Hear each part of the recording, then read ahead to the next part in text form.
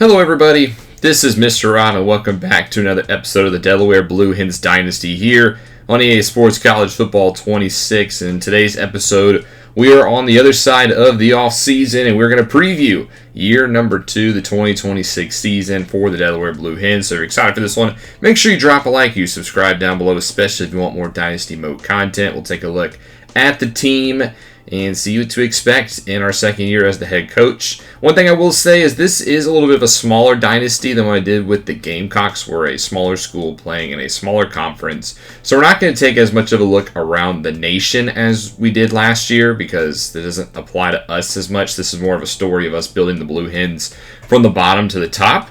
So today we're just going to focus on Delaware. We'll take a look at the other teams in the conference and then also reveal our schedule and see who are the top 25 teams in all of the land. So Delaware had the all season in the last episode and we statistically got worse as a team. We're now a 64 overall, 64 offense, 66 defense, and I do think we are a little bit better than our overall, and if you compare us to the rest of the conference teams, we're actually not too bad. We'll go through positions now, starting off with the quarterback this year will be Blake Brown, the senior who played in 4 games last year, threw 3 touchdowns in that span. We only returned 1 player on the offense, and Blake Brown, while not a returner, does have some experience from last year, and I feel pretty confident with Blake Brown going into this year. He will only be the starter for 1 season, but at least he played a couple of games last year. On the halfback side of things will be Saeed St. Fleur will be the starting halfback this year. It's going to be very, very tough, if not impossible, to replace Jonathan Silver. But St. Fleur was good last year. He ran for 240 yards, 4.5 yard average, 3 touchdowns, plus 3 more receiving. If anybody can replace Silver, it is Saeed St. Fleur. To the wide receivers now, a completely new group, starting off with the newest guy, the wide receiver 1, Mickey Welsh, who comes over in the transfer portal from San Diego State. 7 catches last year, 120 yards, at 17 yards per average, and 2 touchdowns on those 7 catches. I have big plans for Welsh. I think he can really step up and be the wide receiver 1 on this team. Across from him, wide receiver 2 is another transfer. Rutgers transfer Fama Tour, who had 2 catches last year for the Scarlet Knights. And he's another guy who I think could have a high ceiling for this team. He's got impact dev, so I think he could play pretty well. Welsh and Tour will be the top 2. On the third spot, it's a little bit more open. There's Thomas Amankwa, who will get a chance this year, a senior who did not play at all last year, but had a good offseason. He got all the way up to a 72 overall. He's speedster at 6', 211. So why not give him a chance? It'll be Amankwa who will get a chance to be the wide receiver 3. But also don't forget about the true freshman, Larry Gash, one of our 2 3-stars we got in the offseason from Vineland High School in New Jersey. He's got star development. He comes out as a 69 overall. He will be probably the face of the offense for the future as long as he sticks around. And his deal breaker is proximity to home. And he's pretty close to home. So that's something to be excited about for the future. The only returning offensive starter from last year is tight end Jake Bradell, who comes back. He had 58 catches, 532 yards, and 4 touchdowns last year. He's also the highest rated player on the team. He will definitely be a security blanket for Blake Brown this year. He thought about transferring, but did not stick around. Saw his dev go up to impact, and I expect a bigger season for the tight end. To the offensive line now, where we lost all 5 starters on the offensive line. We'll start off at left tackle. Noah Rochak will get a chance. He's an impact development guy, a true sophomore, and a guy that we can definitely build this offensive line around, assuming that he sticks around. Next time at left guard will be senior Nick Colson, who we'll only have for a year, but is a big body guy who should help clog some lanes up at 306 pounds. Also a senior, though, so he will be graduating at the end of the season. The guy manning the middle at center will be Carmine Lupi, another senior. Internally, he's listed as a right tackle, but we need a guy who can play center. I think Lupi's got a good skill set to play that position. 6', 288. He's well-rounded. He's got good awareness, is what you need from the center position. So even if it's a temporary 1-year fix, Lupi will be the guy up the middle to start. At right guard, that'll be Anthony Cassis, a junior, who will step up and replace Shupp from that position last year. 6'6", 282, raw strength. Hopefully he can just move some guys around up the middle, create some running lanes for a rushing attack that was not very good last year, and hopefully Cassis's ability and strength could help change that. At right tackle will be Jack Small, a sophomore transfer from Duke this offseason who has impact development. So at least our tackle positions are both sophomores and have plenty of room to grow with their impact dev traits. And I know it might be rough at first, but hopefully in the future, Small and Rosach can really step up. On the defense, we'll start off on the edge rushers. Noah Matthews is up first, a returning junior from last year who had 4.5 sacks. One half of the Matthews duo from last year. Blake is now graduated, while Noah Matthews will stick around as a junior. Opposite him will be Trace Scott, a sophomore who's listed as a defensive tackle. And despite the size in this clip, he looks like he's 330 pounds. He's only 253, so I'm not sure what EA is doing with that body type. But he'll have a chance to play defensive end, and he will also play some deep tackle if we go with some nickel packages. The other guy at defensive tackle will be Michael Marion, a Rutgers transfer who didn't play. And he looks like a slimmer build than Scott, but he's actually way heavier at 313 pounds. So it seems like you just got to swap Scott's and Marion's body type because he looks slim here. He looks more like an edge rusher than Scott, but he's actually the defensive tackle. On to linebacker core, you got to start off with Gavin Mull, who was the breakout linebacker from last year. 124 tackles. He'll be starting at Sam is what he's listed at, but he'll plenty of middle linebacker as well in the nickel. We just need some guys who can play outside linebacker as well, and I think Gavin Mull's a guy who will play anywhere at that position group.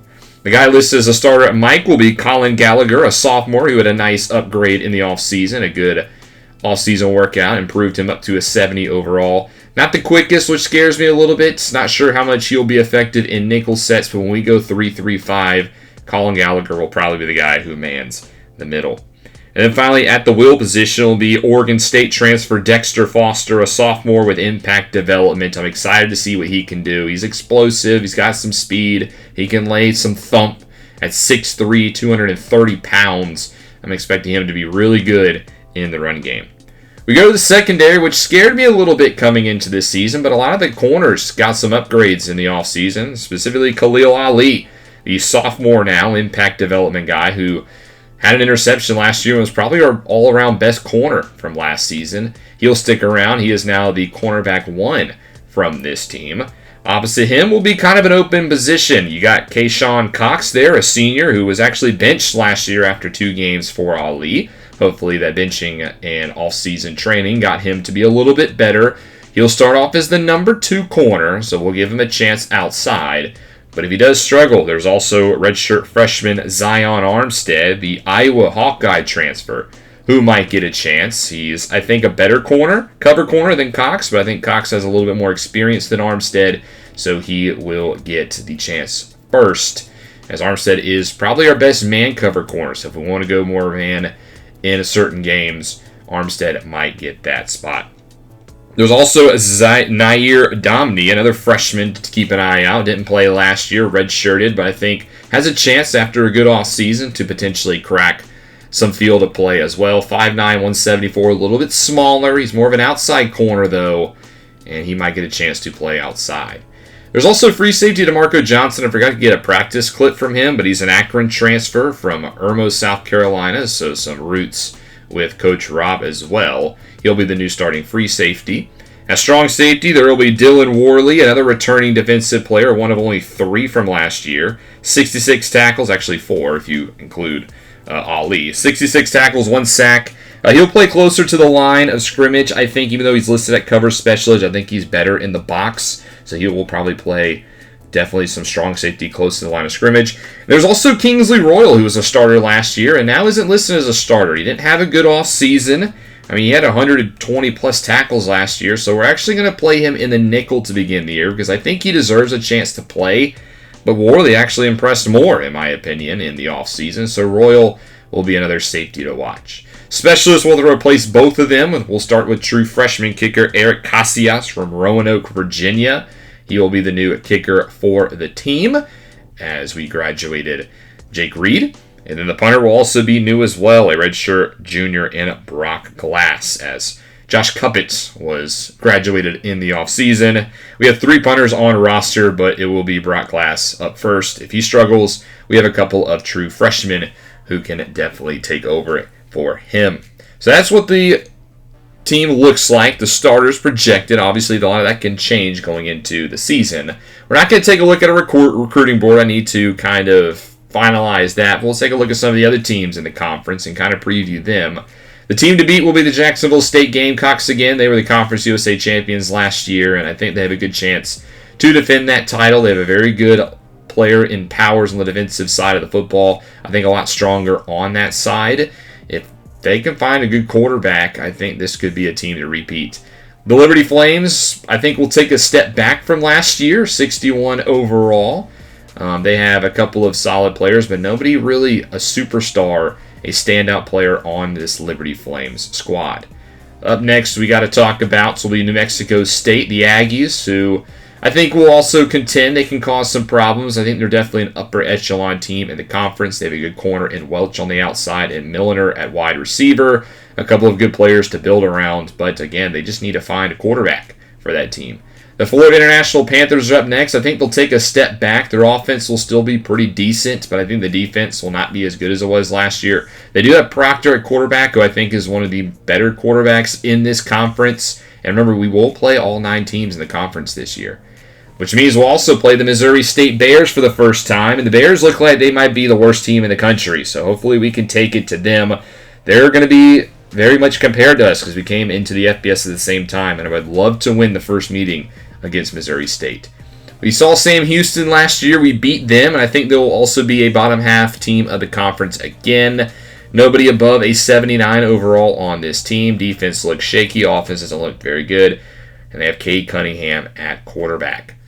The Middle Tennessee Blue Raiders will be up next. They struggled last year because of injury, but they did have a pretty good recruiting class. I don't know if we'll see a lot of those players this season, but they could be a team in the Conference USA who really starts to step up in the upcoming seasons.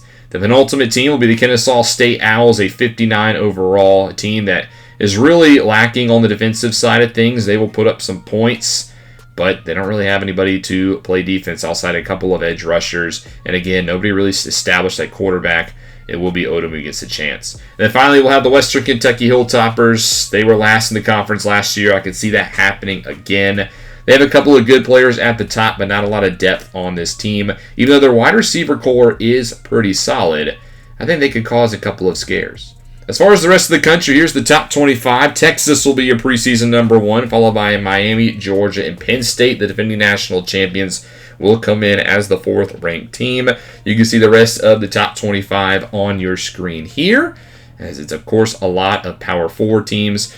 The biggest group of 5 team is outside of the UConn Huskies, the Boise State Broncos. UConn will come in ranked 20th. The Broncos come in ranked 23, trying to get back to that national championship and a new conference in the Pac-12. As far as your Heisman watches, the dynamic wide receiver duo of Ryan Williams and Jeremiah Smith will be at the top. Then Avery Johnson in his new home at Kansas will round out the top 3.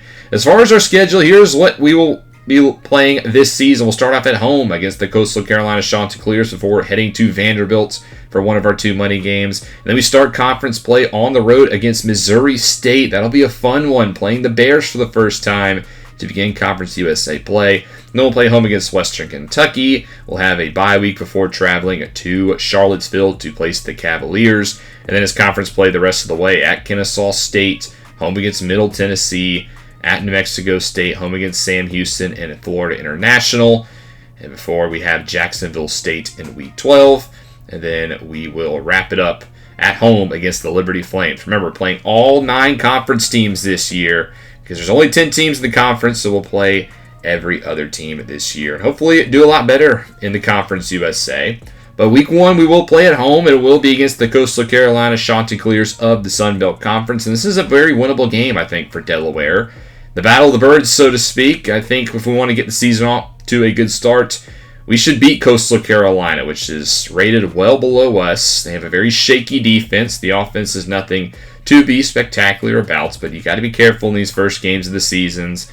Both teams will be coming out looking to start 1-0 and looking to start the season off strong, try to get a couple of the kinks worked out, and hopefully we can do that against Coastal Carolina. But that'll be in the next episode. We will kick off year number 2 here in the Delaware Dynasty. And even though we're a 0-star program, hopefully we can start to build this program up, because honestly, there's nowhere to go but up if we're going by the star rating. But thank you guys so much for watching. I hope you guys enjoyed. If you did and you're ready for year number 2, make sure you drop that like and you subscribe down below, especially if you want more Dynasty Mode content. This is Mr. Rob, and I'll see you in the next one.